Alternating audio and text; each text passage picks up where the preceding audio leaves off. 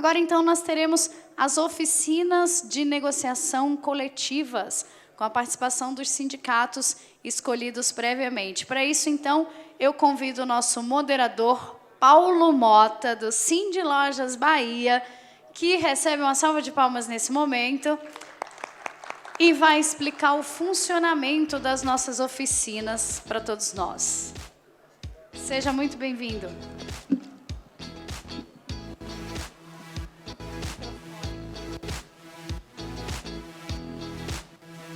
Só um minutinho, tá aqui, ó.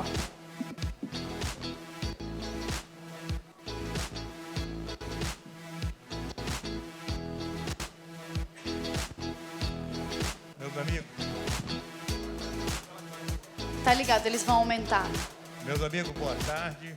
É com satisfação que vamos dar início agora a essa última etapa do nosso congresso. Realmente eu estou na função de coordenador, mas eu vou convidar o Dr. Flávio Albino para poder assumir essa responsabilidade, porque eu vou apresentar o case da Bahia nesse momento. Por favor, Flávio.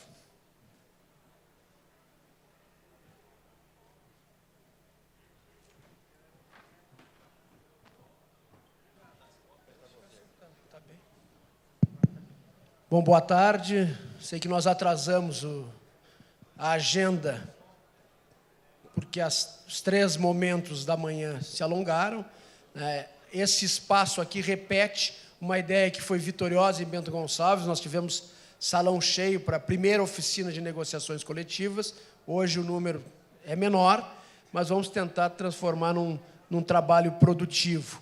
O Paulo Mota, que é o coordenador do painel, me delegou essa atribuição, porque acho que os senhores recordam, no ano passado, que nós fizemos uma exposição tentando, de uma forma até mais leve, né, classificar momentos de sindicatos e que cada um deles, então, se enquadraria naquele momento e apresentariam o seu case.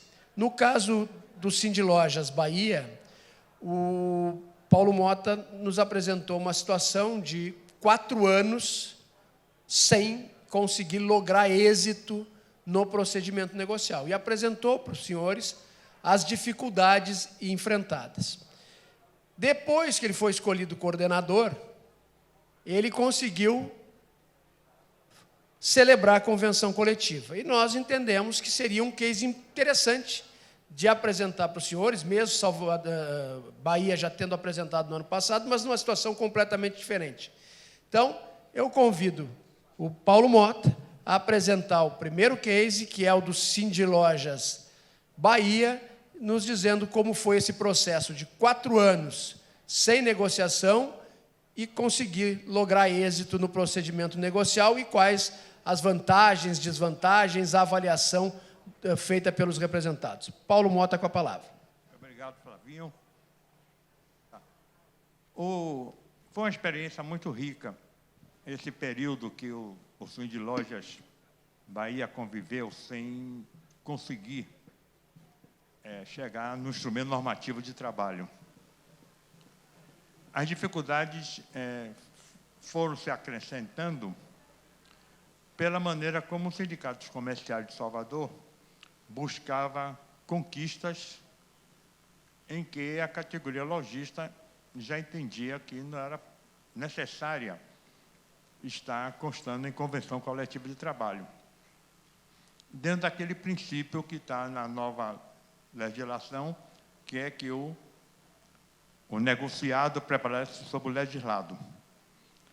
Com isso, o interesse do empresário lojista era que fosse realmente tirado da convenção ou não fosse concedido cláusulas que tenham uma legislação já definindo a mesma.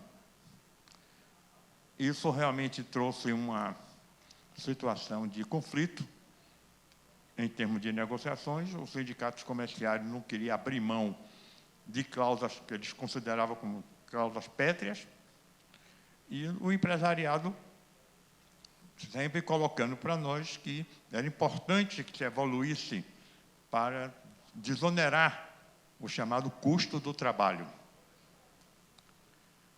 Nesse período, eles tentaram fazer mobilizações em shoppings, na área de rua, mas sempre enfraquecido, sempre com menor apoio da própria categoria. Então, isso foi dando ao empresariado lojista mais vigor para a resistência em se chegar no instrumento normativo de trabalho. Temos que associar isso, que a partir de 2019, começamos a enfrentar o problema da pandemia. E apareceu aquelas sucessivas decisões no campo de município, de Estado, sobre dificultar a operação das lojas, o chamado Fique em Casa. Então, isso deu mais força para o comércio lojista ficar demonstrando que não tinha como suportar uma convenção, que as dificuldades eram muito fortes, o horário de funcionamento determinado, não abrir de domingo, uma série de providências no campo da saúde tomada pelo município e pelo Estado, que foi dando ao comércio lojista um maior posicionamento de resistência em se chegar na convenção. Eles procuraram buscar, até via judicial, uma maneira de instaurar um dissídio. Claro que nós nunca concordamos com isso, entregar para a Justiça do Trabalho uma decisão própria de negociação. Nós todos sabemos com que rigor um dissídio coletivo é examinado e julgado e sentenciado pela Justiça do Trabalho. Então, nós resistimos não nos associar à iniciativa deles de querer fazer instaurar um dissídio, e continuamos na mesma linha de colocando para eles, nunca deixamos de se encontrar, nunca deixamos de buscar o diálogo, mas sempre colocando que o empresariado não sentia que era possível estabelecer, naquele período, um instrumento normativo de trabalho.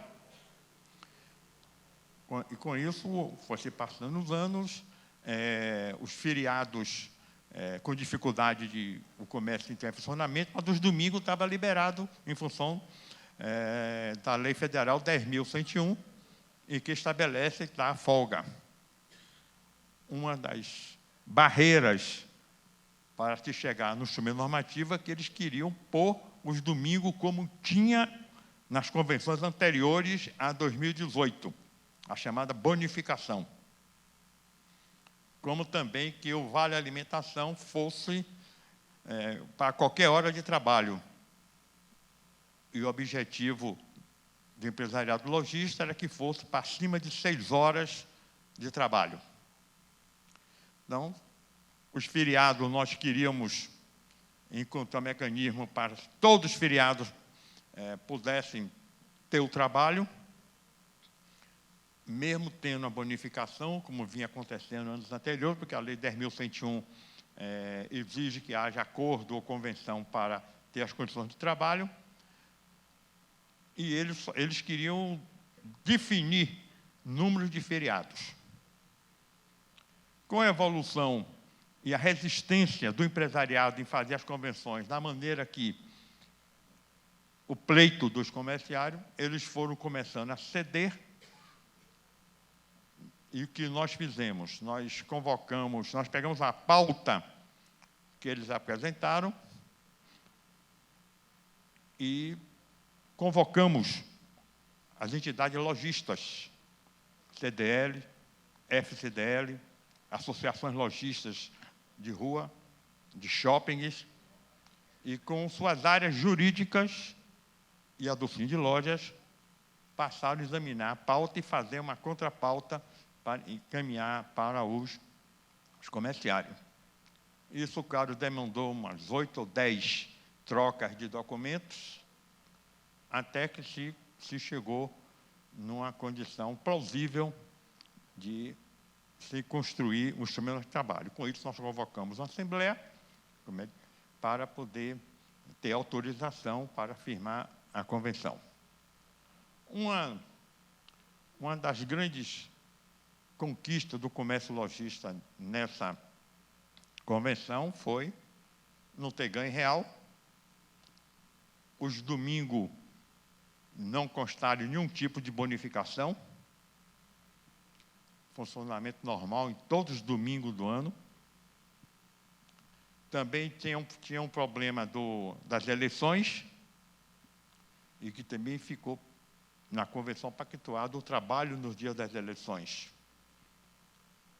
Como também os feriados, só 3 feriados estão na convenção que não pode ter o trabalho nesses 3 feriados, que é o 25 de dezembro, 1º de janeiro e 1º de maio.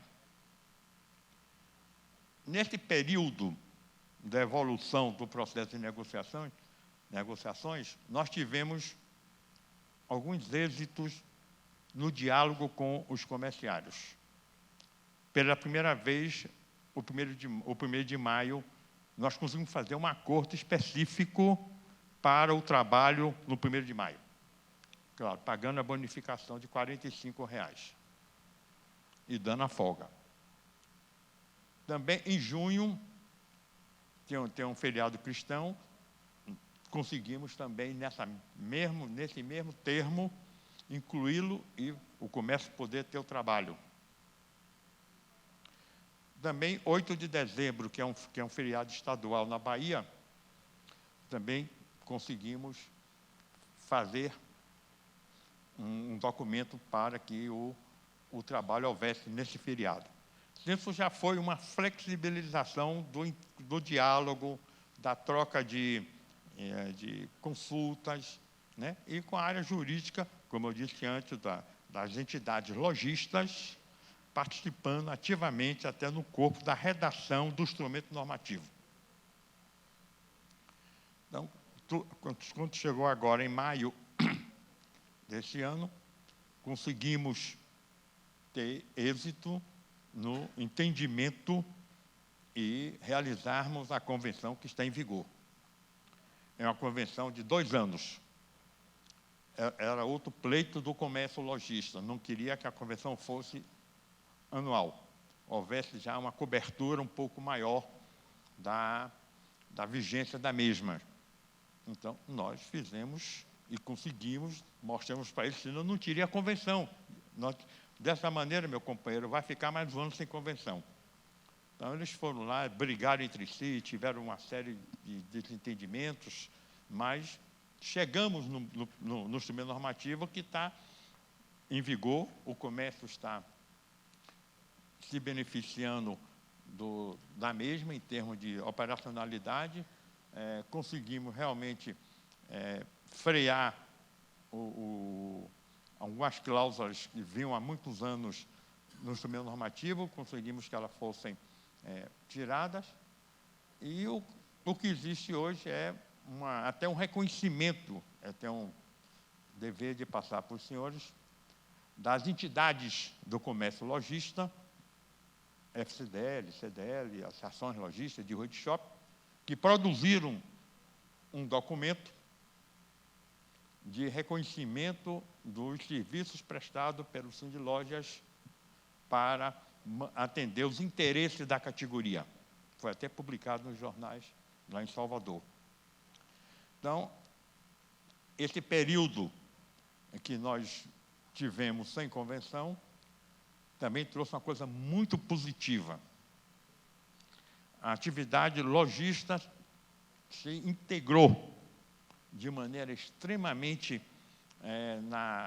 na vida do Sindilojas. Todos nós sabemos a perda de recursos que todos tivemos, né, com a liberdade de recolhimento ser facultativo, e com essa crise da pandemia, houve um enfraquecimento muito grande de receitas, e a convenção está trazendo uma boa recuperação econômica do Sindilojas. Além de, politicamente, ter crescido bastante na sua relação com as demais entidades lojistas, como também com o empresariado do comércio. Um dos questionamentos que também dificultava muito chegar no instrumento normativo nesses 4 anos é que as grandes empresas nacionais, coisa de 15 ou 16, sentindo as dificuldades de não poder funcionar em dia de feriados, passou a fazer acordos individuais, com cláusulas bem fortes, inclusive bonificando os domingos. O que é que aconteceu, meus amigos? O Sindicato Comercial quis que fosse a referência das convenções coletivas, essas convenções individuais. Claro que não tinha a menor chance de uma entidade como o Sindilojas, que mais de 95% da sua representação é pequeno, micro, pequeno e médio empresas. Não tinha como acompanhar, como tem nessas convenções, nesses acordos individuais, pagar R$100 para funcionar num feriado. Não tinha a menor chance do comércio de rua, comércio de shoppings, enfrentar. Outro motivo que trouxe também essa postergação de buscar uma melhor situação para fazer a convenção foi o e-commerce. Em função do Fica em Casa, o e-commerce se agigantou, isso é uma realidade. Então, o empresariado do comércio fixo passou a se preocupar com ter uma convenção vigente nesse período da pandemia, porque estava com todas as dificuldades de ter uma regular operacionalidade, enquanto o consumidor passou a ter o conforto de poder fazer suas compras e receber nas suas residências. Então, são esses fatores que balizaram o porquê dos 4 anos de dificuldade em fazer um instrumento normativo. Sempre tivemos o diálogo permanente com eles, nunca deixamos de ter. Mas sempre tivemos que colocar de maneira clara que o empresariado não aceitava aquelas condições que estavam sendo propostas e que desejava que fosse feita uma desoneração das convenções. Então, nós tivemos realmente, foram anos difíceis, mas tiveram um resultado muito satisfatório na relação do Sindicato dos Lojistas com seus representados, uma aproximação muito mais presente, inclusive assembleias que Paulo, nós fazemos. Só me permite, o coordenador Paulo Mota me pediu para avisar para o palestrante Paulo Mota Já venceu o tempo. que ele tem mais 3 minutos. Eu estou seguindo só a orientação do coordenador Paulo Mota. Obrigado, coordenador.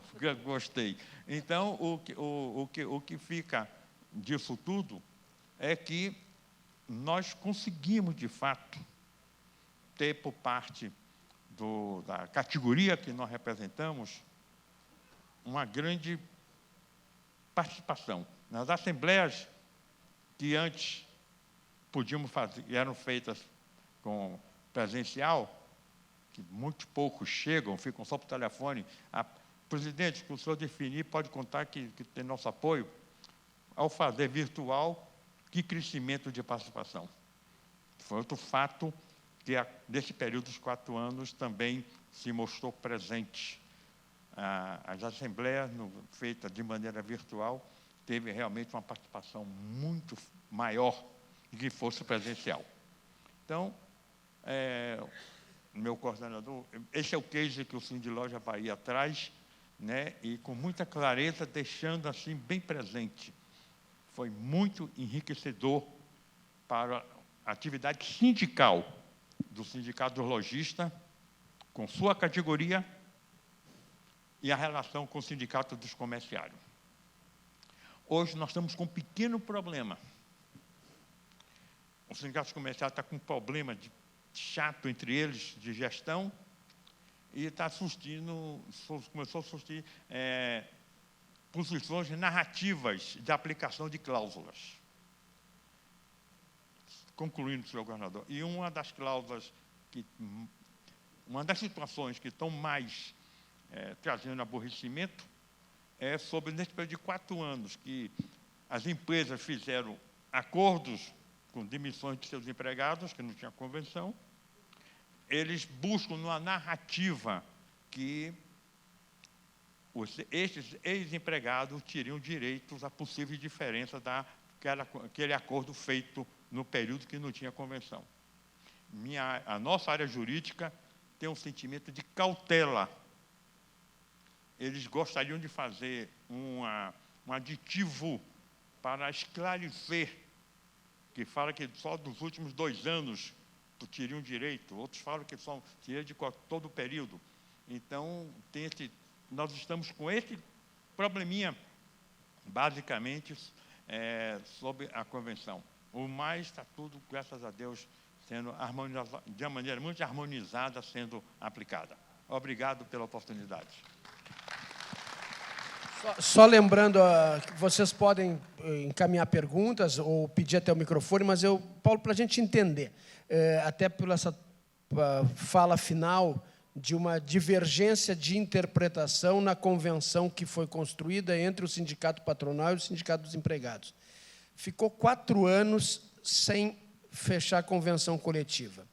Como é que vocês trabalharam a recomposição dos salários, para a gente entender? Ou seja, a partir da database foi estabelecido um reajuste salarial, ou vocês estabeleceram algum regramento de recomposições salariais retroativas? Como é que vocês fizeram essa composição? Não, o que foi autorizado, nós pegamos o coeficiente do NPC de cada período, de cada ano, 18, 19, 20, 21, para que fosse calculado pelas empresas. Tem um coeficiente na convenção de cada período, e que a empresa aplica e verifica se o que eles estão concedendo de salário no momento é menor ou maior da correção. Nós sempre orientamos nesse período, quem nos consultar, que desse antecipação, nunca reajuste, para poder ter a oportunidade de compensar quando se chegasse na convenção. Certo, mas então a database é? Março. Então 1º de março de 2022. Vou chutar aqui um índice, vamos imaginar que seja 40%, que foi o acumulado. Não, foi o NPC, 10%. A soma dos 4 NPC deu 10%? Não. É porque foram feitos em 2018. Sim. Tem o NPC de 2018. Tem o coeficiente daquele de 2018. 2019. Tem o coeficiente de 2019. Hein? Foi multiplicado pelo salário origem de março de 2018. Não, pelo que eu entendi do Paulo, eles pegaram o salário de 2018, aplicaram o INPC de cada um desses anos e chegaram ao valor de 2022. Bom, quanto a piso, sem problemas, porque é uma garantia de salário. Não tinha a minha piso preocupação é quanto ao reajuste do salário. Ou seja, eu sou um empregado lá que ganhava um salário X em 2017. Eu tenho um coeficiente, ou seja, eu tenho que aplicar o INPC sobre o meu salário de 2017 para ver quanto é o de 18, quanto é o de 19, quanto é o de 20, quanto é o de 21, e aí eu chego ao de 22. Isto. Cheguei no de 22. Então, o meu salário em 1º de março de 22 é esse.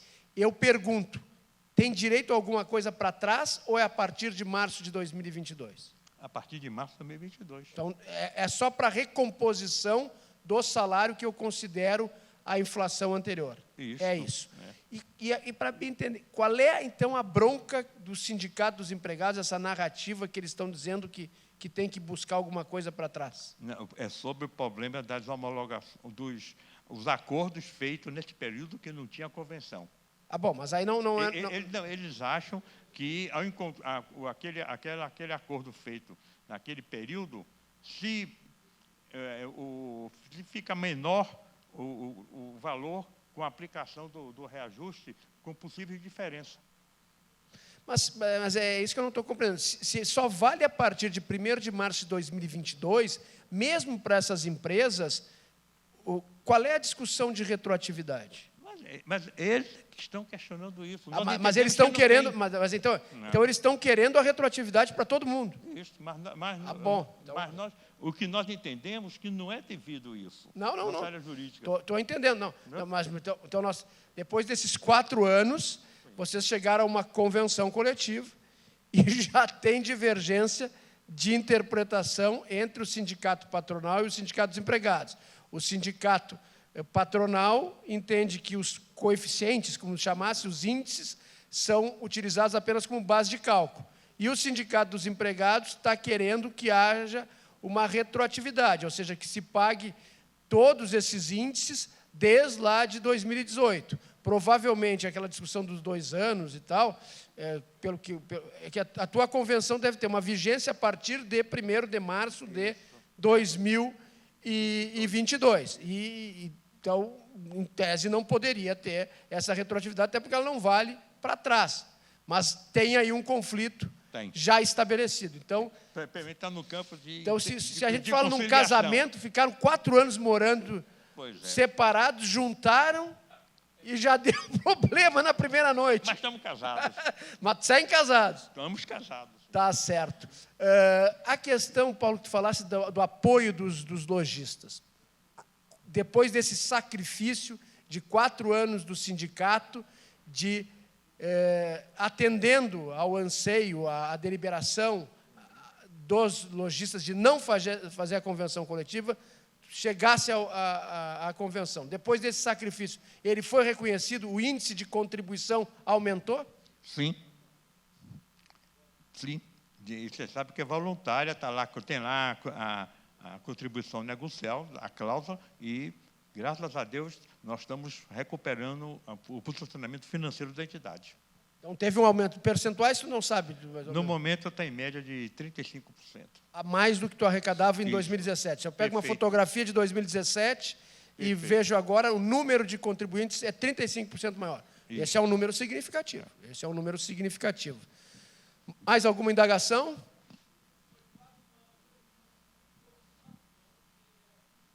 Foram 4 anos que reajuste previsto para a categoria não tinha. Poderia a empresa estar dando lá uma antecipação e 15 ou 16 empresas fizeram acordos pela narrativa do Paulo. E a orientação nossa sempre foi que desse espontaneamente. Tem um microfone aí, senão o pessoal não... por favor, aqui o Nadim pediu a palavra.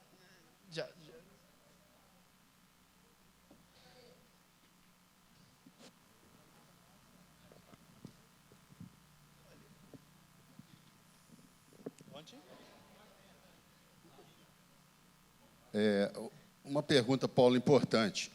Como nós evitamos o máximo possível que as empresas façam um acordo coletivo, nesse período de 4 anos, você sofreu muito acordo coletivo, porque aí deixou de ir no sindicato para poder ir direto na... 16 ou 17 empresas fizeram acordos individuais.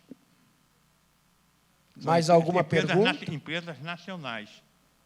E os sindicatos comerciários queriam utilizar esses acordos já como referência para fazer a convenção coletiva para toda a categoria. Claro que não era possível. Tem uma pergunta lá no fundo.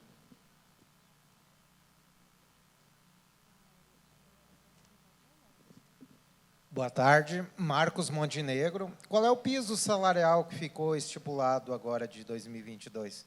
1.352 para março a junho, a partir de julho, 1.415. Mais alguma pergunta? Então, eu vou devolver a coordenação para o coordenador Paulo Mota e agradecer ao expositor Paulo Mota. Eu vou pedir ao meu amigo Fábio que continue coordenando o painel, que é muito importante. Tá bom, eu vou ficar ali e você continua coordenando. Não, fique aqui. Ficamos nós 2 juntos, aí vamos negociar. Bom, então, vamos para o nosso... Só um minuto. O segundo sindicato é o Sindicomércio de Barbacena. Eu peço, então, que o presidente Marcelo Leitão nos acompanhe aqui para fazer a sua exposição.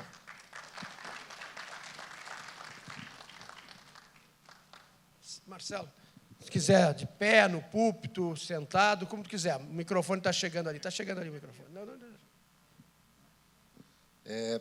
Boa tarde, todo mundo. Eu vou apresentar um caso que até o momento de muito sucesso e espero que isso possa contribuir com as próximas convenções coletivas de vocês. É até um pouco... tem uma parte realmente inédita e tem uma parte que eu tenho que agradecer, que eu peguei a ideia e aprimorei um pouco do próprio Cindy Lojas BH e do Cindy Lojas Rio. Então, vamos lá. Feriados através de termo específico na convenção coletiva. Segurança e sustentabilidade. Foi a grande preocupação nossa, principalmente gerar segurança jurídica e um pouco de justiça e sustentabilidade pelo trabalho realizado. A gente percebeu que há muito tempo a gente fazia esse trabalho e praticamente não havia nenhum tipo de reconhecimento, né? Barbacena é uma cidade na zona da Mata Mineira, tem em torno de 120 mil habitantes, a gente fala 130 mil, oficialmente 2.800 empresas e 28 mil comerciários. 65% do PIB regional é gerado pelo setor de comércio e serviço lá. E até o ano retrasado, a gente só tinha conseguido negociar 2 feriados para o comércio geral e 10 para o setor, 9 para o setor de alimentação, e depois dessa negociação, que foi feito logo depois do Carnaval, a gente conseguiu aumentar de 2 para 10 feriados para o comércio geral e de 9 para 12 feriados para o setor de alimentação. É importante, só para vocês terem como base, a nossa arrecadação despencou, né, desde 2017, e com as contribuições, taxas, né, diretamente ligadas da convenção, não passou de R$19 mil no ano passado. E a gente sempre conseguiu fazer as negociações dos feriados com muito sucesso, principalmente para o setor de alimentação, a gente colocava aquelas cláusulas que, né, para usufruir daquela negociação, teria que ter um certificado de regularidade sindical, teria que ter alguma contribuição paga, mas isso, na verdade, nunca aconteceu. Praticamente 4 supermercados grandes contribuíam com a gente e ninguém mais. Os objetivos, quando a gente começou a última negociação, foi de aumentar, obviamente, o número de feriados, não onerando muito as empresas, gerar alguma remuneração por essa negociação, gerar segurança jurídica, garantir a sustentabilidade, até para a celebração de novas convenções no futuro, ajudar o próprio laboral a continuar existindo. Isso é fundamental, né? Porque a gente tem, graças a Deus, um laboral local que vive a nossa realidade. Em Minas Gerais, algumas cidades não têm o laboral local e é obrigado a celebrar as convenções com o FEComércio estadual, e é uma negociação geralmente muito difícil. Então, a gente agradece, vai agradecer no final ao laboral que permitiu os avanços que a gente conseguiu.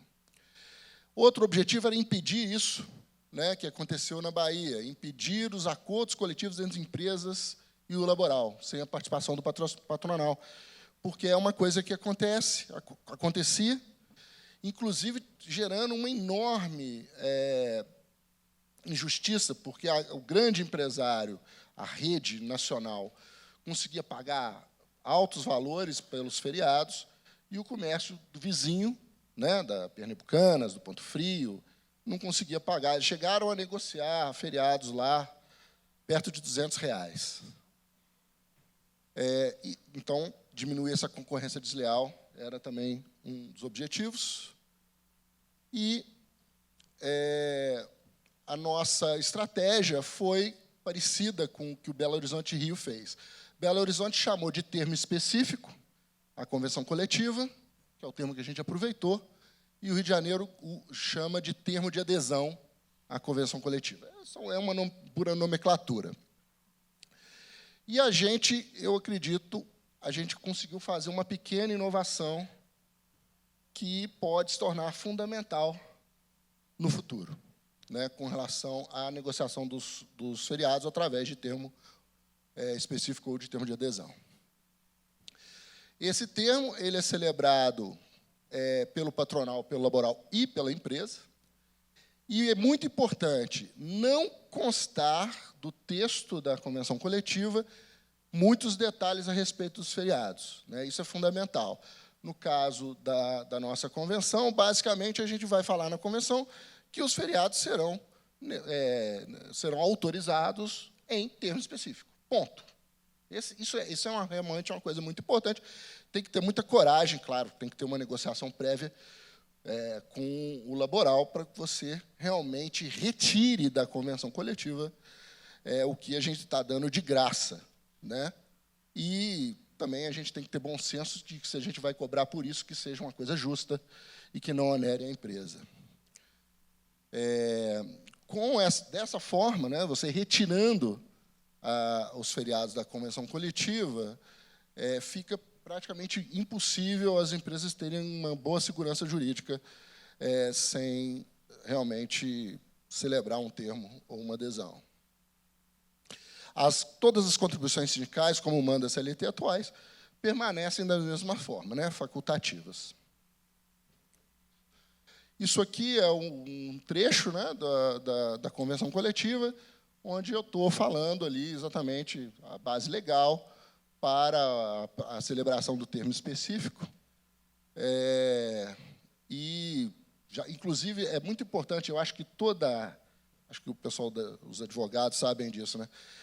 Isso é uma coisa que a gente tem que pensar muito nas nossas convenções. Criar muitas regras, ok, mas lembrar que cláusulas que não têm uma multa, uma pena, muitas vezes se tornam cláusulas mortas. Então, a gente teve também o cuidado de até proibir na convenção coletiva, por exemplo, como eu vou mostrar mais à frente, os acordos. Isso é importante você bloquear isso, né? Fechar realmente a negociação e é um contrato que a gente está fazendo aqui.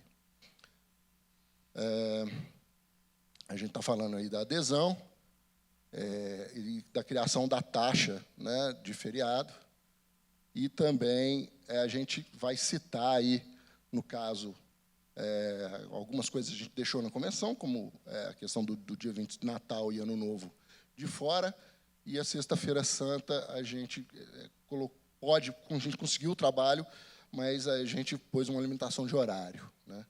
E a gente começa a falar sobre o anexo 1, que é fundamental, também é a pequena diferença que a gente fez nessa negociação.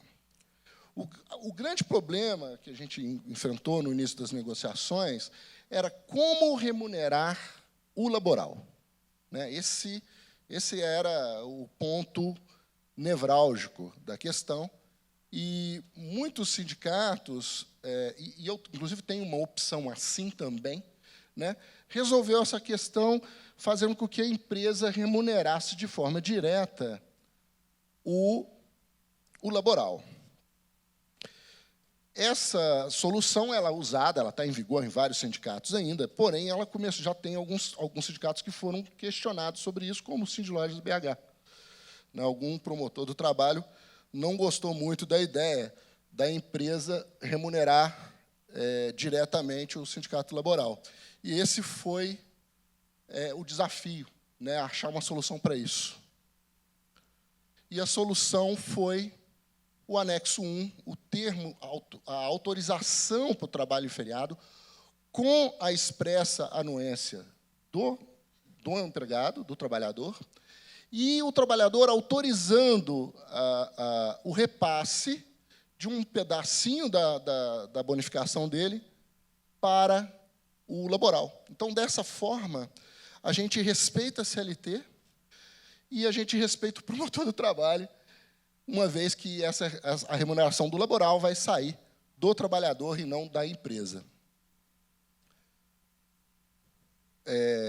Então, as empresas como intermediárias descontam R$ 5,00 da contribuição da bonificação do feriado e então vão repassar para o sindicato laboral. Isso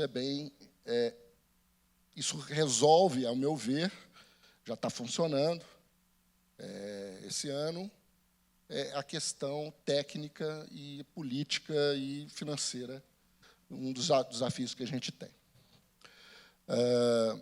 O resultado dessa nova metodologia foi 3 feriados a mais para o setor de alimentação, incluindo o 1º de maio, o aumento de 2 para 10 feriados para o comércio geral, um custo reduzido de R$ 5,00 para a empresa, por funcionário, por feriado, uma segurança jurídica muito forte, porque respeita a nova CLT, triplicou o número de empresas que passaram a pagar algum tipo de contribuição para o sindicato. Antes, só os grandes supermercados, agora pequenos mercados, mercearias, açougues, hortifrutis. E a gente teve uma coisa que a gente não estava esperando. Num primeiro momento, os magazines, né, pernambucanas, americanas, imediatamente aderiram e celebraram também os feriados de toda a sua equipe, né? Então, a gente acredita que, com o passar do tempo, mais e mais lojistas que antes não abriam, ou porque não podiam, ou porque não tinham interesse, ou achavam que não seria economicamente interessante abrir em feriados, passarão também a abrir em feriados, né? Então, a gente teve uma arrecadação exponencial da taxa da convenção coletiva e numa nova arrecadação, que é esses R$ 5,00 por feriado por funcionário, que não existia. A adesão dos grandes magazines, então a gente teve esse crescimento aí de 19 mil no ano passado para 49 mil esse ano, só que a gente já está só no meio do ano, quer dizer, ainda tem 6 feriados ainda por vir, a gente acredita que deve chegar em R$ 90 mil ainda esse ano, e com a projeção de R$ 120 mil para o ano que vem, com o desenvolvimento disso, um projeto que está bem no início ainda.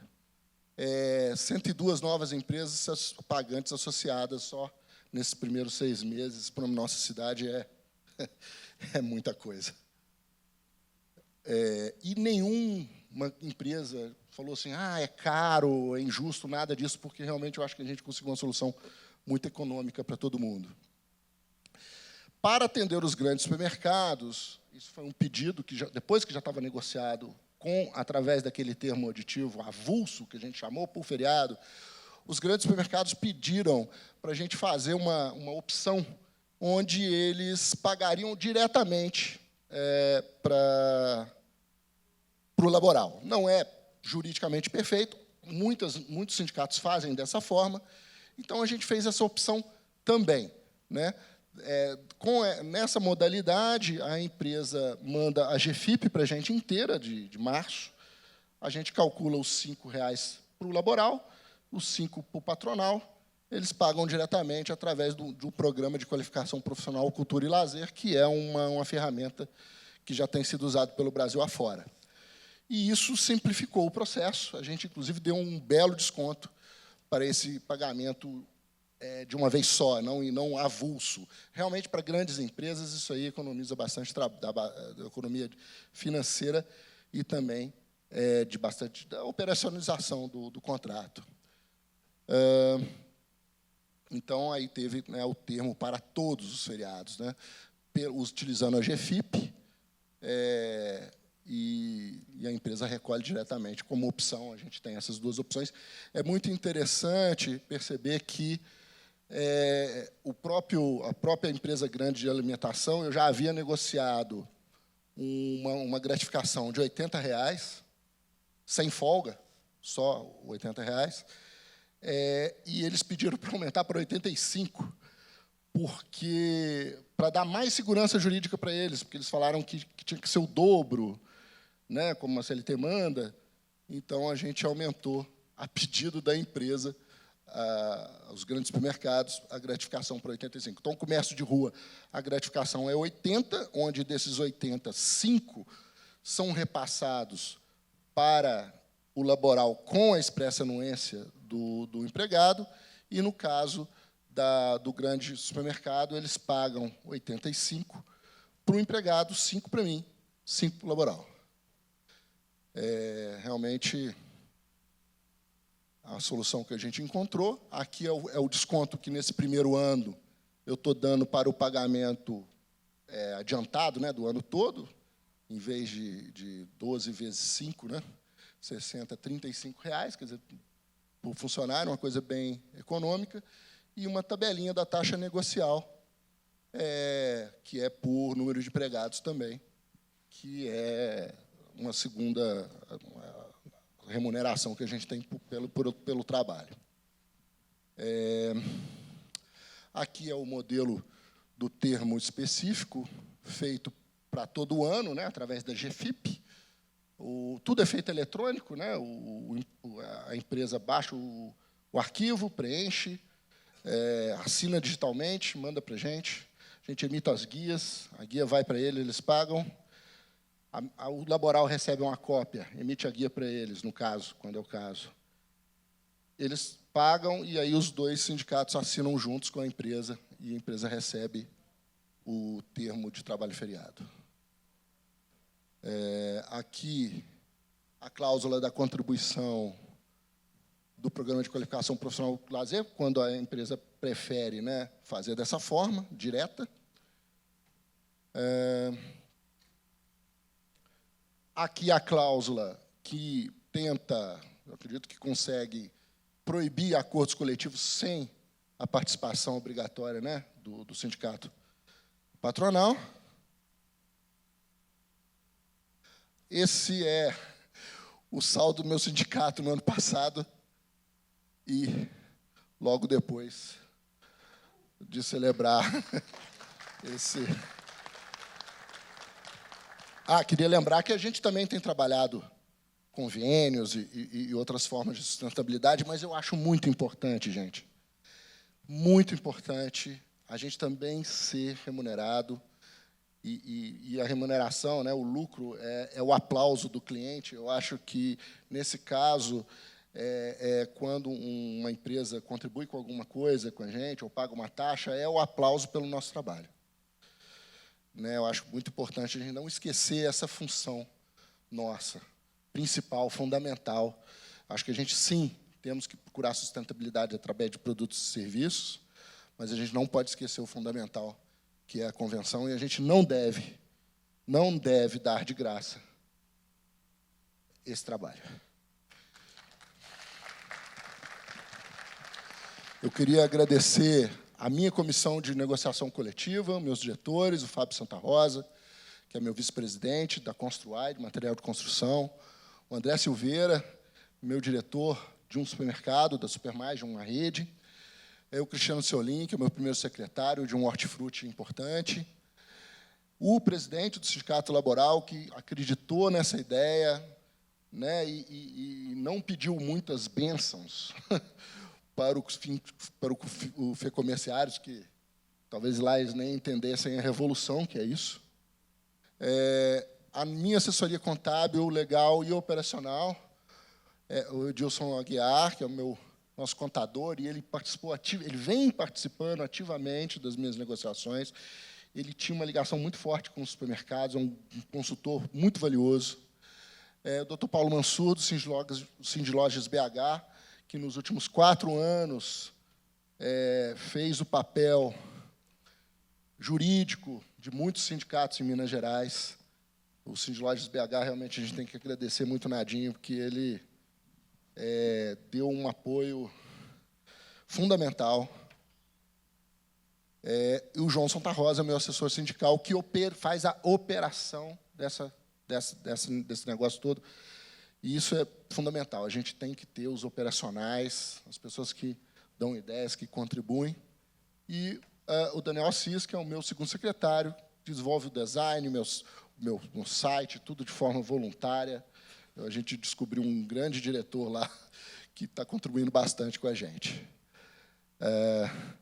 Essa é a página de downloads do site, onde né, qualquer um pode fazer o download da convenção e dos vários termos, né, porque tem um termo para alimentação, avulso, tem o de todos, tem o termo para shopping, tem o termo para o comércio geral, que tem pequenas diferenças, e essa é uma coisa muito interessante. Como o termo ele só é citado na convenção coletiva, você tem, ao longo dos meses, dos anos, você pode fazer ajustes junto com o laboral e ir aprimorando, né? Que foi o caso, por exemplo,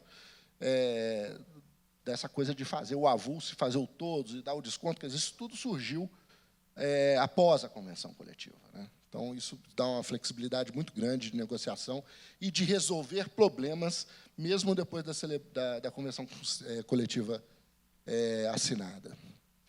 E esse aqui é a página principal, aqui tem que ver o Globo explicando ali os feriados em Barbacena. A imprensa é parceira nossa, assim como o CDL na minha cidade, né? Também é parceiro, a gente trabalha junto. E, atualmente, a prefeitura também tem sido uma bela parceira para fazer eventos e coisas para o comércio. Queria agradecer. Muito obrigado a todos. Marcelo, deixa eu começar fazendo algumas perguntas, depois só para a gente tentar esclarecer alguns pontos aqui. Nós vimos ali que, do ponto de vista patronal, eu tenho como fonte de custeio a contribuição negocial e mais a taxa, essa pela adesão, pelo feriado específico. Primeira pergunta, é condição para fornecimento, para autorização do trabalho em feriado, que a empresa esteja em dia com a contribuição negocial ou não é uma exigência? Muito boa pergunta. Com o advento da pandemia, a gente flexibilizou bastante a questão das contribuições, porque a gente não pode simplesmente extingui-las, né? Elas existem em lei, na Constituição. Porém, a gente adotou a estratégia de pelo menos uma. Então, a gente já há alguns anos trabalha, até mesmo para ter acesso aos convênios de saúde, certificado digital com preços reduzidos, recuperação tributária, a gente pede pelo menos uma. Então, a empresa pode escolher se ela vai pagar a confederativa, a associativa, a sindical urbana, quer dizer, literalmente, pelo menos uma. No caso, para feriado, a gente pede pelo menos uma, ou aquela taxa, não é cumulativa, né? Ou aquela taxa da convenção coletiva, e o valor do feriado avulso ou todos. Então, é pelo menos uma. E, geralmente, a gente pede a do ano e a do ano anterior. Então, a gente está muito, muito flexível com relação a isso. Eu acho que também a gente tem que mostrar serviço, né? E apesar da gente estar fazendo esse serviço há muitos anos, talvez a gente tenha falhado em comunicar isso, né? A comunicação, inclusive, é um grande gargalo que a gente tem. Hoje a gente tem tanta comunicação e, ao mesmo tempo, parece que não tem nenhuma comunicação. O WhatsApp, a tecnologia, né, o mundo moderno dificulta muito o contato, a informação. E esse isolamento que a gente teve nos últimos 2 anos. Então, a gente realmente, para a celebração do termo, tem que ter o pagamento da guia, que aí é por funcionário, né, por avulso, e de pelo menos uma. Né? No caso, ali, a convenção é um exemplo, mas pode ser qualquer outra. Então, a empresa inadimplente nunca pagou contribuição nenhuma para o sindicato, chega lá, eu quero autorização e vou pagar esses R$5 por empregado, não vai receber autorização porque não pagou a contribuição. Precisa, pelo menos, aquela e uma qualquer do ano anterior. E, obviamente, aquele que chegar lá e pedir autorização, dizer, eu não vou pagar os R$5 por empregados e não pago a contribuição porque eu não sou associado do teu sindicato, ele não tem autorização. Não. Vamos passar agora para os empregados ali. Os empregados, vocês criaram ali, ou seja, tem uma questão de apoio, que é a autorização do empregado para recolher os R$5 e, ao mesmo tempo, ele concorda em receber o valor X, lá, os R$80, né? Os R$80 para trabalhar no feriado. O empregado diz, olha, eu quero receber aqui os 80, mas não quero autorizar os R$ 5 para o sindicato dos empregados. Eu não vou assinar essa lista. Qual é o comportamento? Ainda não aconteceu, tá? Mas a gente vai ter que avaliar conforme o tempo. O porquê que existe, sim, num primeiro momento, poxa, mas você está se arriscando. Se o empregado, se o funcionário não quiser trabalhar, como é que faz? O que acontece?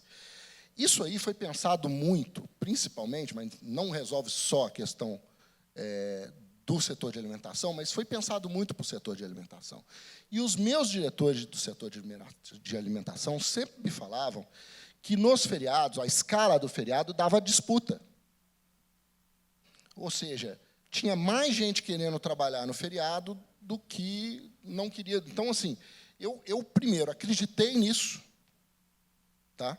E nenhum, pelo menos dos 40, 50 supermercados até agora, muitos fizeram, inclusive, de forma avulsa, os menores sempre fizeram de forma avulsa, eles tiveram qualquer dificuldade com relação a pegar essa anuência daquela forma, né? Ele assina o nome, põe o CPF, realmente autoriza de forma voluntária o trabalho no feriado. E a gente também, a pedido do supermercado, alguns supermercados falaram assim, eu não quero descontar do meu funcionário. Eu não quero descontar do meu funcionário, eu não quero ter esse trabalho. Né? Tiveram a opção, não é perfeitamente, não tem a força, né, que tem a expressa anuência, mas tiveram a oportunidade, tem a opção de fazer o recolhimento pela GFIP para todos os funcionários de uma vez, aí não é através de lista, né, onde aí, então, o funcionário não tem direito de oposição, né, ele vai receber os R$ 85, a empresa vai pagar os 5 para o laboral, os 5 para o patronal, e não vai existir realmente esse direito de oposição. Realmente é o que conseguimos conquistar, são várias opções possíveis. Antes de passar para o Fred, a minha última pergunta. Numa das projeções, foi feita uma referência a um termo de ajustamento de conduta, alguma coisa, um processo do Ministério Público do Trabalho. O que é aquilo? O laboral, ele colocou aquela cláusula que tem funcionado pelo Brasil afora justamente para justificar o pagamento dessa taxa ou dessa contribuição da empresa direto para eles. Isso foi uma cláusula que... É nessa do pagamento direto, aquela referência do pagamento direto. Exatamente. A gente tem as duas opções e as empresas grandes pediram para fazer daquele jeito. E o próprio laboral, como a solução para isso, usou aquele artifício jurídico que tem realmente muitos sindicatos que fazem, né, da forma direta. Tá bem. Eu vou pedir que peguem aqui um microfone, por favor, para o pessoal colaborar. Fred, só deixa chegar o microfone. Ah, já está chegando, já tem aqui. Obrigado. Oi, Sinloja Recife. Me dá duas explicações. Primeiro, o custo para a empresa é por funcionário R$ 80 e mais uma folga, é isso? Não, só R$ 80. Aí, sem folga, R$ 80. Cada funcionário recebe R$ 80, custo da empresa. No caso, quando é avulso, a empresa paga 80 para o funcionário e 5 para o patronal, e dos 80 do funcionário, 5 vão ser descontados. Mas o custo dela é esse. E um detalhe importante, para alimentação em shopping, existe a opção, o empresário pode optar por pagar 40 e a folga. Então, a alimentação não quis isso aí. Tá. Quis só os 80, os 80 caso, com tudo, ou né? 85, né? Dependendo. Outra pergunta seria o seguinte, se vocês ajustaram tudo isso, porque isso não está na convenção, né? Não. Mas se está tudo ajustado, por que você não faz automaticamente na convenção e as regras estão todas estabelecidas, não precisa ficar fazendo todo feriado esse processo, porque eu sei muita burocracia, quer dizer, talvez numa cidade pequena, desculpe, né, de poucos habitantes, mas num Recife de 1,5 milhão de habitantes, sei lá, de muita gente, quer dizer, se já está tudo ajustado, se já está tudo acertado, bota na convenção e é automático.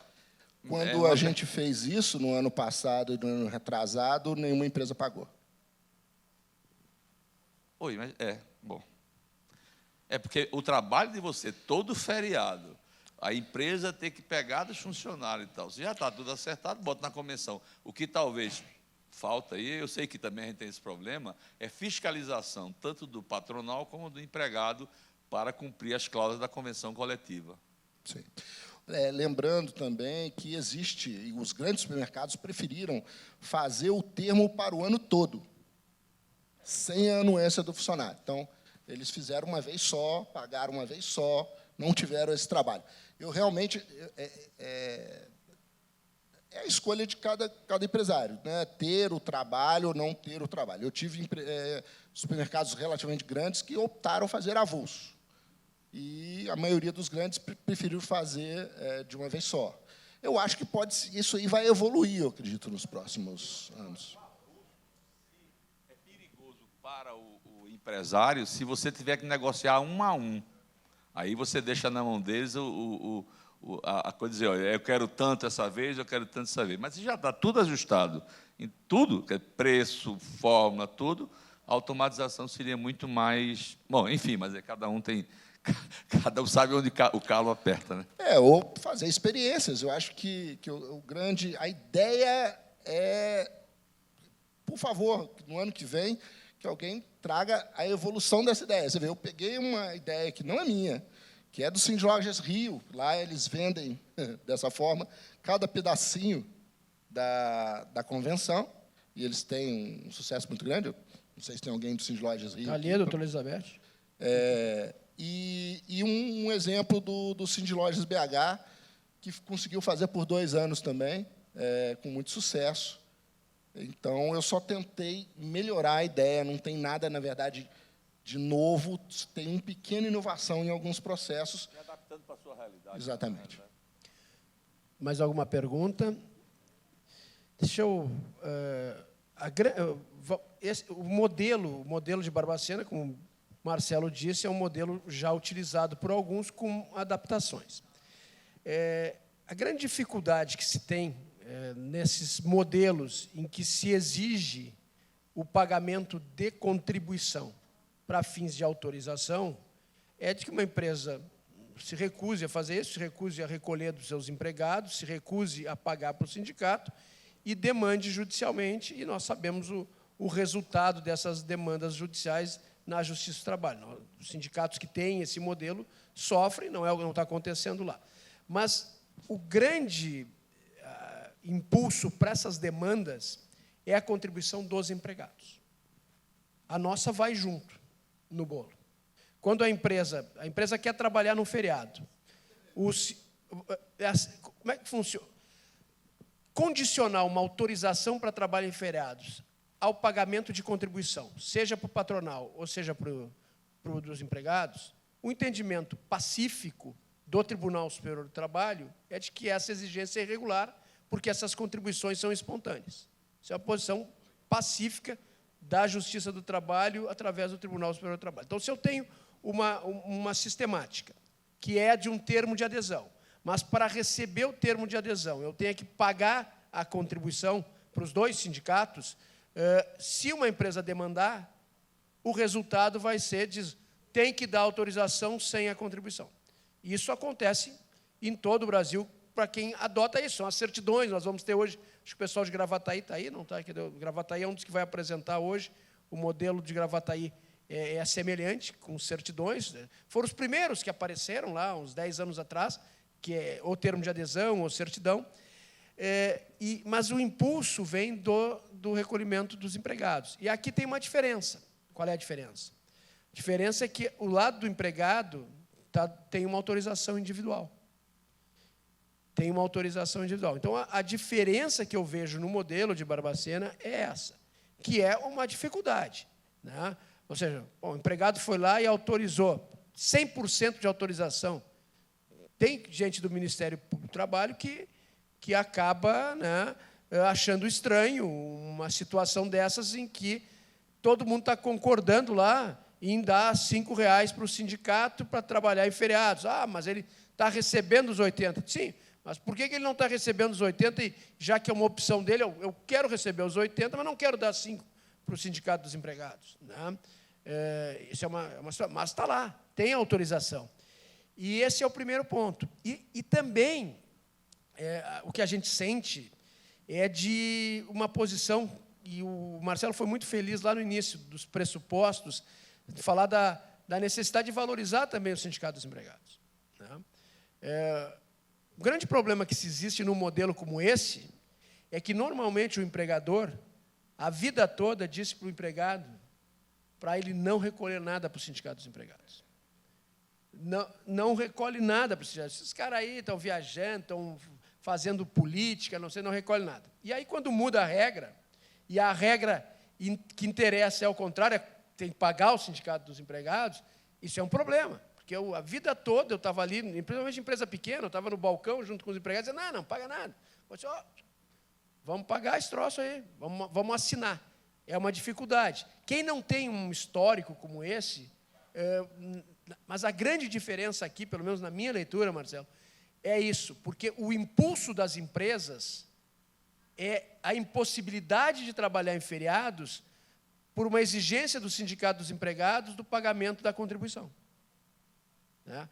O patronal também pode existir uma situação dessas, mas que vai a reboque, Nadinha. É isso que eu queria dizer. Quando ela entra com uma ação, é porque teve o problema com o Sindicato dos Empregados, os empregados não querem, e ela não quer recolher dos empregados, que ela acha que tem o advogado lá que diz, não,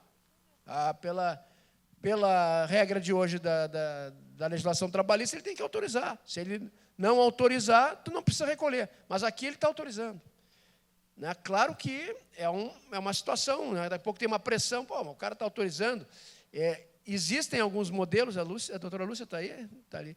Tem alguns modelos também no setor de gêneros alimentícios que tem isso. Na própria convenção, doutora, me ajuda, diz exatamente... Passa o microfone ali para a doutora Lúcia, que ela vai explicar que é um modelo parecido, que o empregado, ao concordar com o trabalho em feriados, ele também autoriza. Mas, basicamente, esse modelo, lá no fundo... Não tem microfone lá, Marcelo, fica tranquilo.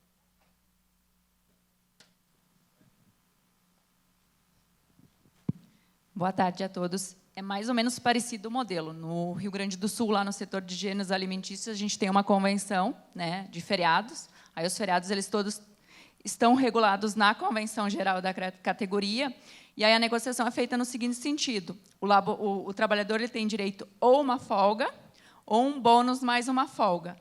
Aí ele tem que fazer a opção. Aí, ao ele optar pelo bônus mais a folga, ou um bônus único, dependendo do valor, porque, às vezes, nos gêneros, as empresas não querem dar folga mais o bônus, porque não tem escala, não tem trabalhador, então prefere pagar um bônus único. Então, a gente estabelece folga ou bônus, ou folga mais bônus mais uma folga. Só que quem faz a opção é o trabalhador. Ao ele optar pelo um dos dois benefícios que estão sendo concedidos, se ele optar pelo bônus mais a folga, ou bônus único, ele autoriza o desconto da contribuição negocial instituída naquela convenção. Se ele quiser ficar só com a folga, não quiser contribuir, então ele vai ficar só com a folga pelo trabalho em feriado. Então, no setor de gêneros, lá no Rio Grande do Sul, grande parte das convenções é nesse sentido, e tem funcionado. Pelo feedback dado pelo Sindicato Laboral, mais ou menos 80% da contribuição do setor de supermercados, que é um número grande, geralmente, de trabalhadores, principalmente se tu pega uma rede. É isso. Obrigado.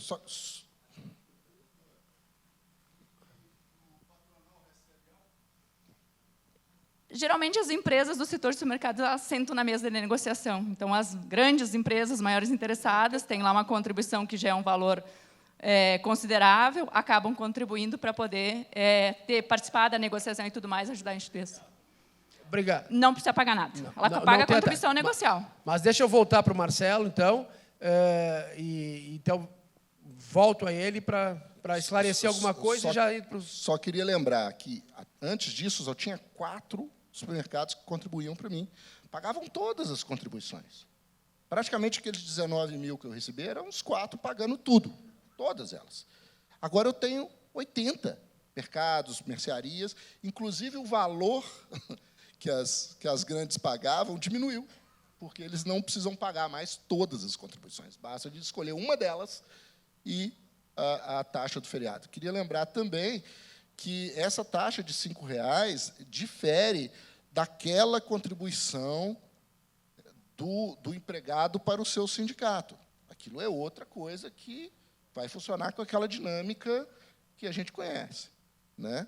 É diferente. Aproveitar, se a empresa não recolhe para o sindicato dos empregados a contribuição, tem 100% de oposição, não recolhe... Não afeta em nada. Não afeta em nada, tá certo. Então, esse, para mim, Marcelo, acho que na construção, na minha avaliação, o diferencial que existe efetivamente é esse, ou seja, a autorização dos empregados para o recolhimento e que tem ali, na tua feliz colocação, a sobrevivência do sindicato laboral. Essa é a concepção, né, tanto dos empresários que buscam essa autorização, como do sindicato. Assim como todos os outros benefícios da convenção são dados de forma gratuita, facultativa para todas as empresas, com exceção do feriado, lembrando que eu consegui aumentar de 2 para 10, né, e consegui negociar 3 feriados por alimentação que pareciam impossíveis de serem conseguidos.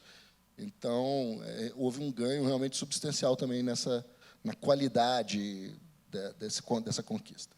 Bom, vamos, então, agradecer ao Marcelo. Eu não vou falar sobre aquela questão do pagamento das empresas para o sindicato, porque eu acho que o pessoal de Joinville vai apresentar um case dele que tem essa situação, e a gente explora isso na próxima oportunidade. Então, muito obrigado.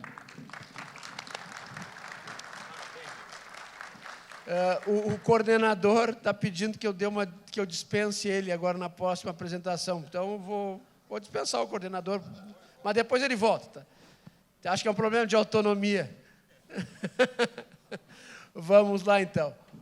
O próximo sindicato a apresentar, então, o seu case é o Sindicato das Empresas de Asseio e Conservação do Estado do Rio Grande do Sul, e quem vai fazer a apresentação é o Ricardo Ortolan, que eu peço que faça parte aqui do palco.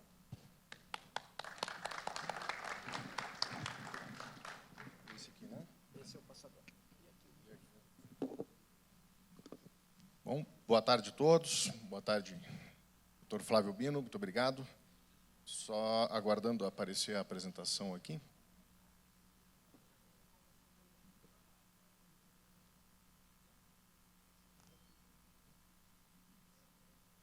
Apareceu no retorno, mas não no telão. Aí. Bom, então, o doutor Flávio me pediu para falar um pouquinho sobre a Convenção Coletiva da Atividade de Asseio e Conservação do Estado do Rio Grande do Sul. Nós temos algumas características muito próprias da nossa atividade, que algumas se assemelham muito à atividade do comércio, e outras a gente tem características muito, muito peculiares. Tá? Quem é o Sindasseio? Uma entidade sindical patronal, já com 42 anos, completamos 42 anos, inclusive, no início desse ano, base de representação estadual, aproximadamente de 2 a 3 mil empresas e mais ou menos 60 mil empregados. Tá? Negociamos as convenções coletivas com 7 sindicatos laborais. Eles foram, ao longo desses 42 anos, eles foram se fracionando. No início era 1, depois foi dividindo. Hoje são 7 bases territoriais e os sindicatos laborais se concentram numa federação também de base estadual. Tá? Premissas e avanços aí ao longo desses 42 anos e, muito particularmente, pós-reforma, tá? 2017.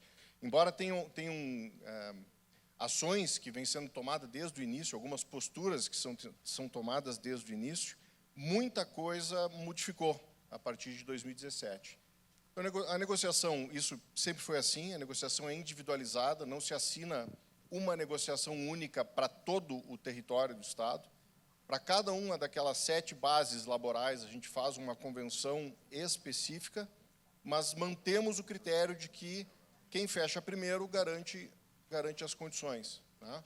Então, se a gente fecha uma convenção coletiva, que normalmente com a maior base territorial, que é de Porto Alegre, aquele é o patamar máximo de negociação que o patronal vai seguir. É dali para menos. Então, a gente consegue garantir uma uniformidade de condições de trabalho no Estado. Porque, embora, vocês viram até no slide anterior, é uma característica também do nosso segmento ser formado por micro e pequenas empresas, na sua grande maioria. A gente tem ali 2.500 empresas com 60 mil empregados, você vai ter 30 empregados por empresa. Se a gente sabe que tem mais ou menos 5 empresas no estado que congregam só elas, 2.000 empregados em cada uma, já são 10, reduz dos 30 para 20 ou 15. E a gente tem uma característica que, embora o comércio também seja de micro e pequenos empresários, o comércio normalmente ele concentra esses 20 num único local. E nós temos a capilaridade do local de trabalho, não só da distribuição das empresas, mas a capilaridade do local de trabalho. Uma mesma empresa que tem uma sede em Porto Alegre, ela presta serviços em Cachoeirinha, em Santana do Livramento, em Santa Maria, e ela presta serviços em regiões de representação laboral diversas. Então, por isso, a nossa preocupação sempre de manter essa uniformidade. Fechamos uma condição com uma região, essa mesma condição tem que ser mantida para todas as demais.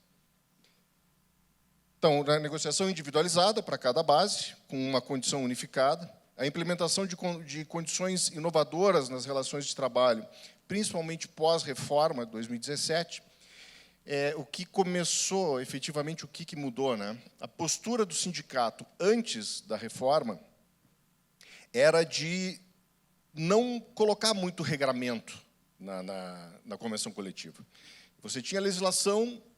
E, olha, para que eu vou escrever na convenção algo que a lei já diz que dá? Né?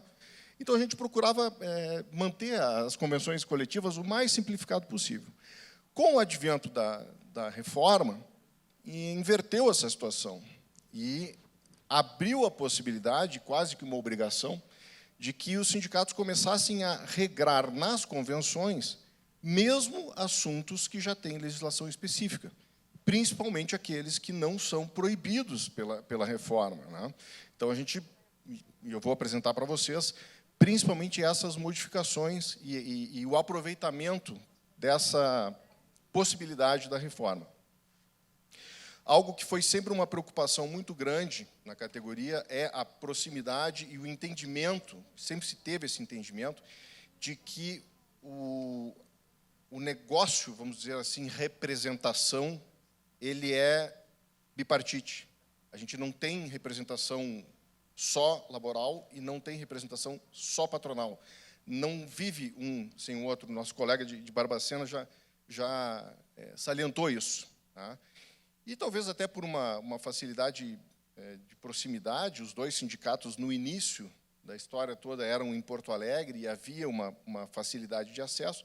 Já desde o início, se trabalhou muito na questão de montar uma parceria entre sindicatos laborais e o sindicato patronal, sem perda das suas características, óbvio, né?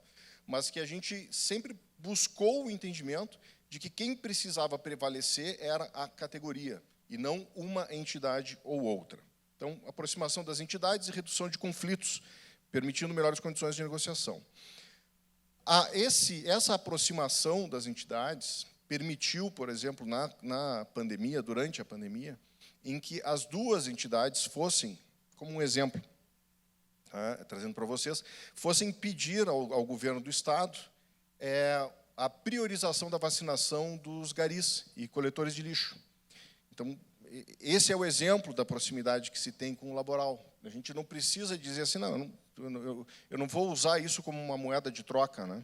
Eu vou partir da boa vontade e vou junto com ele lá para ajudá-los. Até porque eu sei que a antecipação da vacinação dos garis, além do mais importante, que é protegê-los, ela também vai proteger a empresa, que vai reduzir o seu nível de afastamento, ou até eventual passivo dela. Tá? E também é uma premissa já muito antiga a criação de serviços e a prestação de serviços a empresas e empregados, associados e não associados. Tá? De novo, a gente busca sempre o trabalho em conjunto para que, no final, a categoria é que tenha um ganho. Então, aqui começam algumas modificações, e aí eu vou passar para vocês o que de na minha consideração, o que de mais diferente tem na convenção coletiva agora para o ano de 2022. Então, nós já tínhamos na convenção coletiva a possibilidade do pagamento do 13º salário em parcela única, e ele sendo pago, em vez de fazer o adiantamento dia 20 de novembro, depois 20 de dezembro, paga integral em 5 de dezembro, junto com a folha de novembro. Tá? Isso já existia na convenção.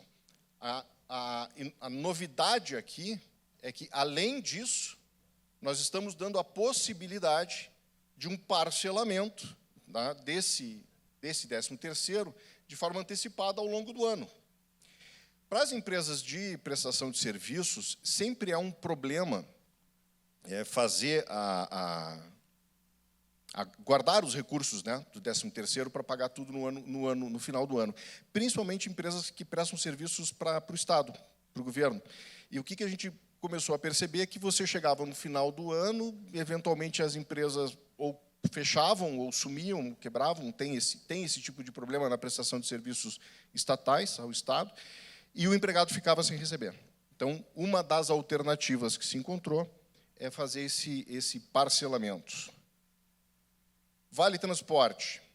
Embora exista uma legislação, e isso é aquilo que eu comentei no início, embora exista uma legislação específica do Vale Transporte, a própria legislação já não reflete mais a realidade. A gente já foi atropelado pela realidade há muito tempo atrás. Antes até da reforma, era muito comum que nós tivéssemos o pedido dos empregados de fazer o adiantamento ou fazer o pagamento do Vale Transporte por um cartão combustível ou algo do gênero. Porque, efetivamente, passamos um período de uma melhor condição econômica e que todo mundo conseguia comprar sua moto ou o seu carrinho e tal.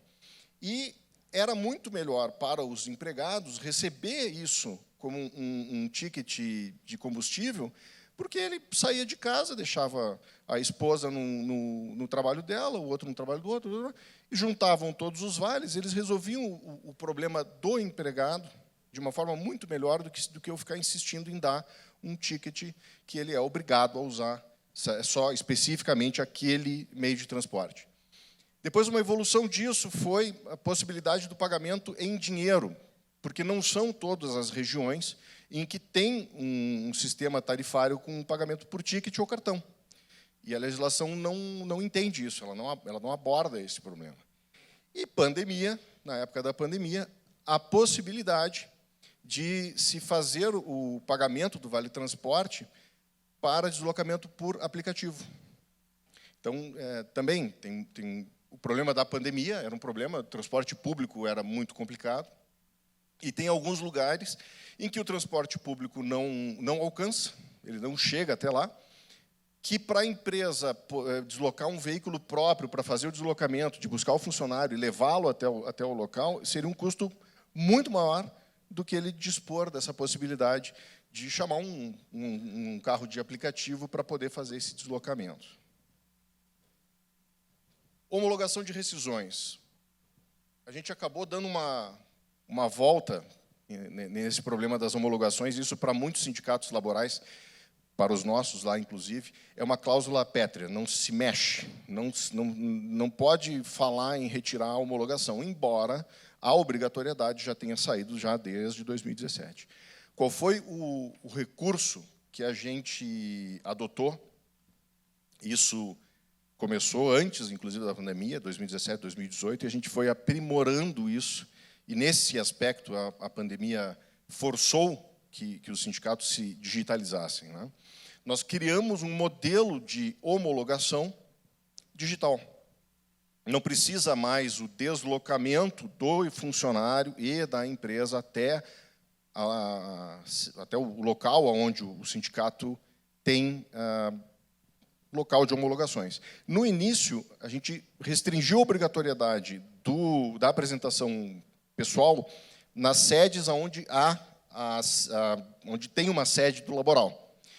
Para regiões, como eu falei, como a gente tem esse problema de um empregado da prestação de serviços em Porto Alegre e o outro em alguma outra cidade, nesta outra cidade pode não ter algum escritório do laboral. Então, para este caso, a homologação já é virtual.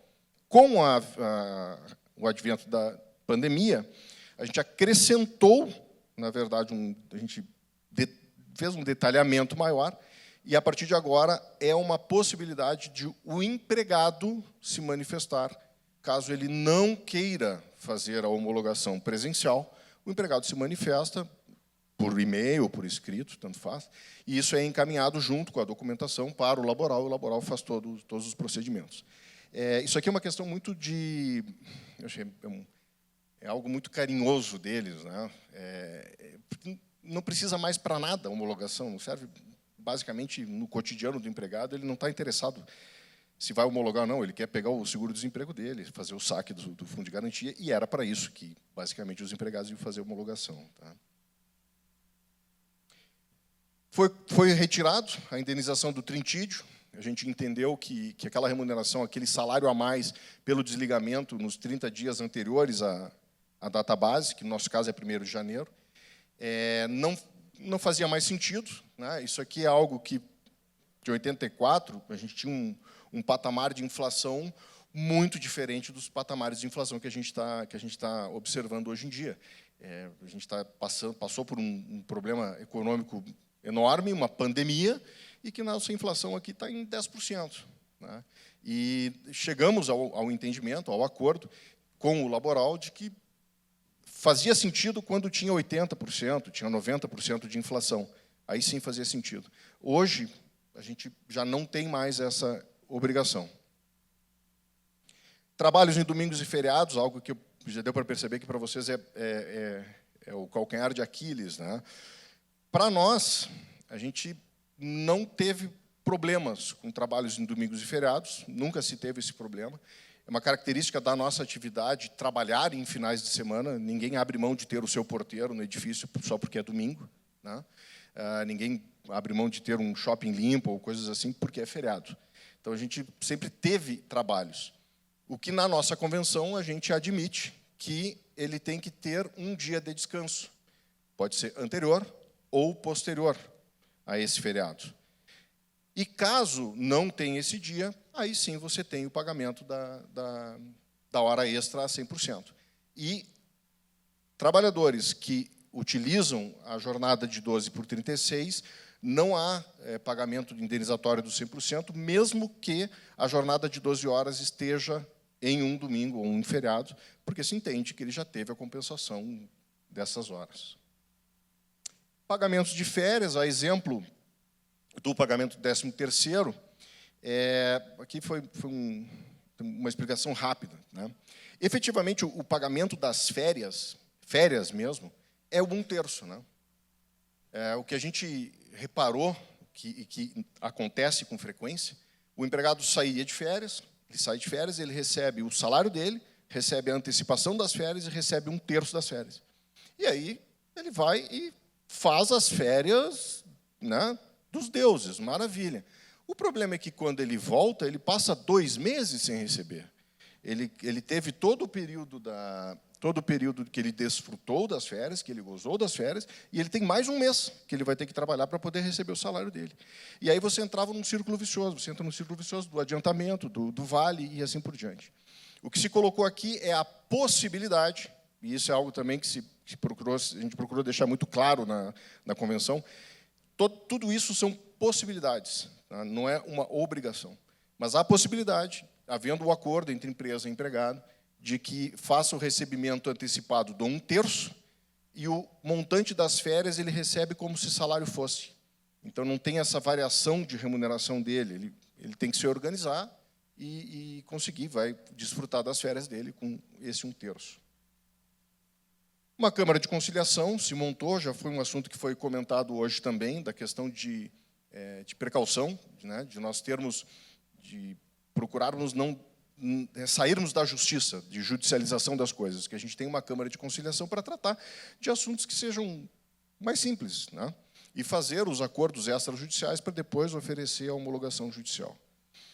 E auxílios e benefícios. Nós, desde 2013, os dois, tanto o laboral quanto o sindical, o patronal quanto o laboral, estabeleceu alguns benefícios. Tá? Já em 2013, a gente já estava buscando algumas formas, inclusive, de remuneração. E que, no nosso entendimento, é a prestação de serviço. O sindicato tem que prestar serviços à sua categoria e ser remunerado por isso. Um dos serviços, que foi comentado aqui, é a questão da própria convenção coletiva. Tá? Mas não é limitado a isso. Tá? Então, em 2013, nós fomos atrás e falamos com alguns pares nossos, e inclusive de FEComércios de outros estados, e buscamos como poderíamos fazer. Nós não tivemos e também não quisemos fazer grandes investimentos em estrutura, para montar uma estrutura própria. E se buscou no mercado, uma indicação, de empresas que pudessem fazer essa gestão desses benefícios. E aí a gente não precisa ter uma estrutura, não preciso ter alguém lá no meu sindicato, eu não preciso ter o executivo do meu sindicato, demandando muito mais tempo para um controle disso do que, efetivamente, por uma convenção ou por uma relação, um atendimento com as empresas. E se buscou no mercado. Temos essa solução. A cada ano, a gente revisa os benefícios oferecidos, se faz uma auditoria trimestral, em conjunto com o laboral. A cada 3 meses se tem a prestação de contas, a avaliação de se está sendo efetivo ou não. E, como é algo do sindicato, a gente é que remunera o gestor, a gente não recebe a remuneração dele. Tá? Bom, era isso. Eu agradeço aos senhores. Eu deixo à disposição com os contatos, caso queiram, além de hoje, né, querem fazer algum questionamento, alguma pergunta, eu estou à disposição. Muito obrigado. Muito obrigado ao Ricardo. Deixa eu voltar na última ali, que é essa questão dos benefícios. Até se puder para a gente, isso aqui, auxílios e benefícios, certo? Como é que funciona isso? A gestão desses auxílios e benefícios é feita por uma só empresa? O empregador pode contratar? É uma única empresa, uma parceria dos 2 sindicatos? Isso importa em alguma fonte de receita para o sindicato dos empregados, o sindicato empresarial? Vamos lá. Tem vários sims e vários mais ou menos aí. Tá? Como é que nós construímos essa solução? A gente montou a forma como a gente queria prestar esse serviço, como a gente gostaria de oferecer esse serviço ao mercado, ao nosso mercado, e, a partir dali, a gente foi buscar empresas que pudessem, tecnicamente, atender aqueles requisitos. Tá? Então, olha, eu quero que você tenha, por exemplo, no auxílio funeral do trabalhador. Tá? Morre o teu funcionário. Eu não quero que tu chegue lá para a família e simplesmente paga uma indenização e deu, porque, muitas vezes, esse empregado é que é o arrimo de família. Então, se colocou como uma condição de ter o fornecimento, tem um benefício em pecúnia, mas um fornecimento, se não me engano, é em cestas básicas. Né? De 2 cestas básicas durante 2 anos. E a gente foi montando vários critérios desse tipo. E falando com as outras entidades, os outros sindicatos. E se chegou numa empresa que faz esse trabalho. Tá? Sim, tem uma parcela que é do sindicato laboral e uma parcela que é do sindicato patronal. Como eu falei antes, é um plano de benefícios das entidades. Essa empresa gere isso, ela gestiona isso, ela faz a gestão desses trabalhos, ela que se preocupa em fazer as cobranças, em fazer os convênios com um eventual laboratório, funerária ou o que seja. Mas o plano é das entidades. E aí, feita a prestação de contas, feito, obviamente, a remuneração dos prestadores de serviços efetivos, o que sobra é das entidades. E aí, no nosso caso, a gente tem uma divisão de 6-6. O que sobra, mas o custeio desses benefícios é um valor fixo? É um valor fixo. Hoje, esse valor, e com essa configuração aqui, hoje o custo disso é R$ 17,30 por empregado por mês. Então, a empresa paga R$ 17,30 de todos os seus empregados? De todos os seus empregados. E isso forma um bolo para esses benefícios Isso. operados por um terceiro, que faz os convênios com as demais entidades, e depois, tendo um resultado financeiro, isso é dividido meio a meio entre os dois sindicatos. Entre os dois sindicatos. Tá certo. E existe as empresas, como é a questão da...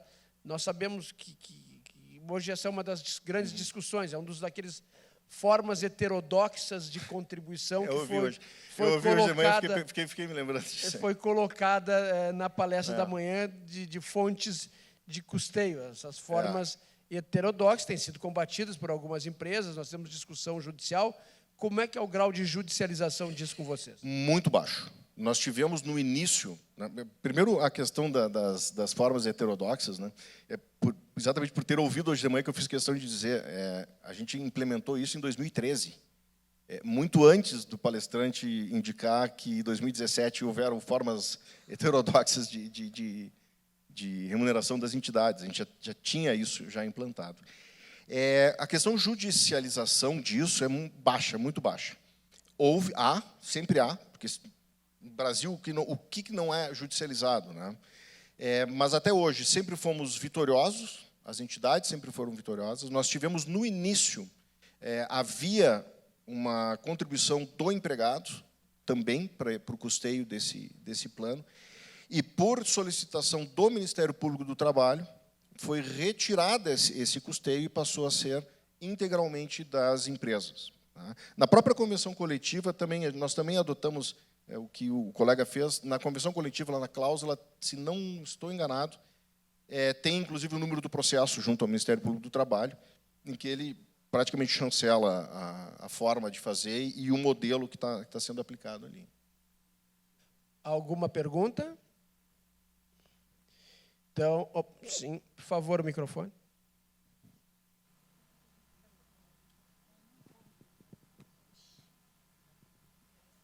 Não, senão o pessoal não escuta. O microfone, por favor. Ali. Boa tarde. Essa possibilidade desse parcelamento do pagamento do terço das férias e do 13º também, ele tem amparo legal? É totalmente legal isso, desde que colocado na convenção? Bom, aí eu acho que quem pode responder até melhor do que eu é o doutor Flávio, mas até onde me cabe, assim, em princípio, podemos fazer tudo o que não é proibido. Né? Na área privada, diferentemente do Estado, que só pode fazer o que está descrito em lei, em princípio, nós podemos fazer tudo o que não tenha proibição em lei. A própria reforma, ela limitou e ela indicou especificamente quais são os direitos, né? Ela é praticamente exaustiva, aquela lista, né, que não podem ser negociados. E esses parcelamentos, essas modificações, a forma de pagar não diz ali. E nós tomamos sempre o cuidado de que estes parcelamentos, o do 13º e o pagamento diferenciado das férias, precisa da anuência do empregado. O pagamento das férias, se não me engano, ele foi abordado dessa forma na medida provisória 267 ou 297 durante a pandemia. Tinha uma mudança do formato de pagamento das férias. Foi um tanto dali que a gente tirou também isso. Não houve, até agora, nenhum tipo de questionamento. E até onde eu sei, tem empresas que estão adotando essa modalidade de pagamento.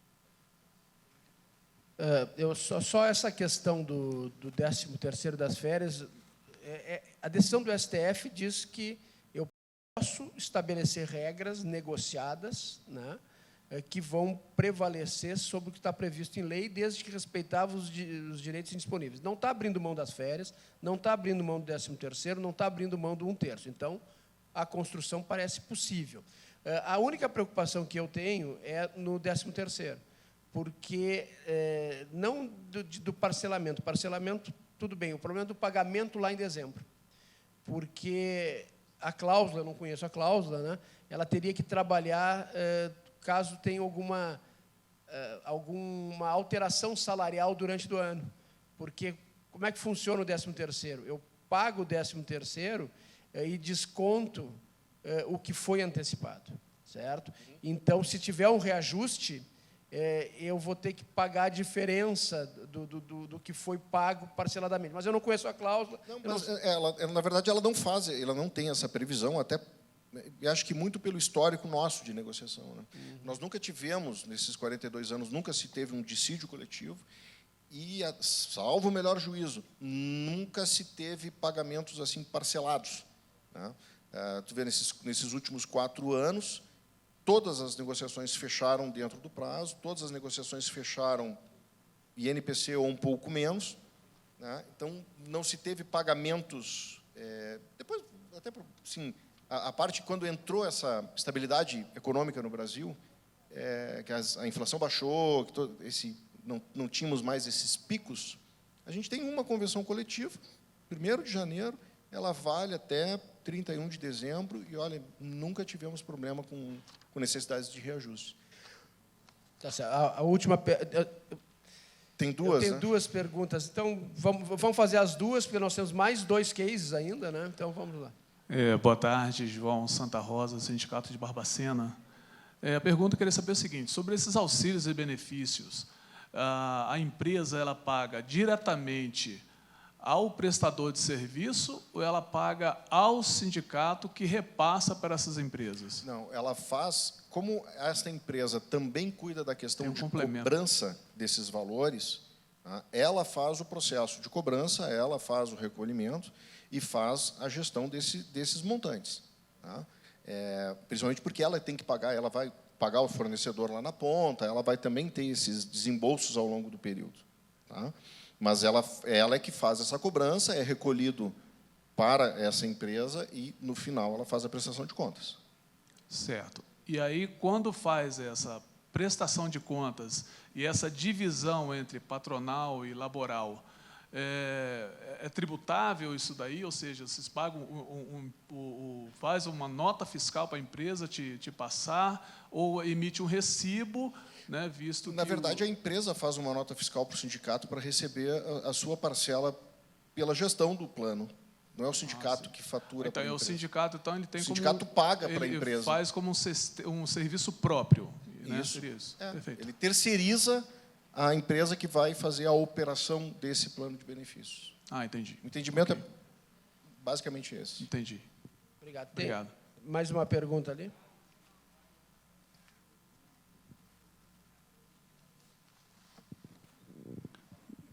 Obrigado.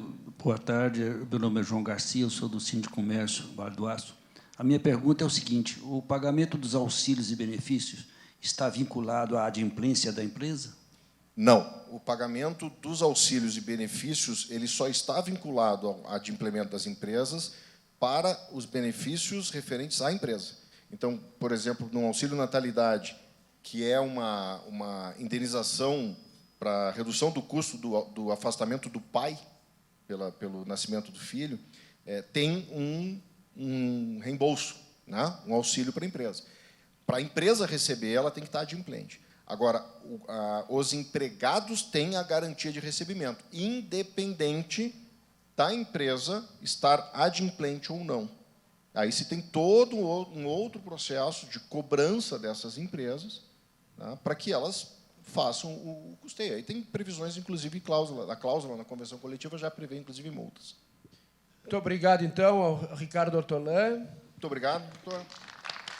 Obrigado a todos. O Sindicato do Comércio Varejista de Joinville, consulto se vai fazer a apresentação.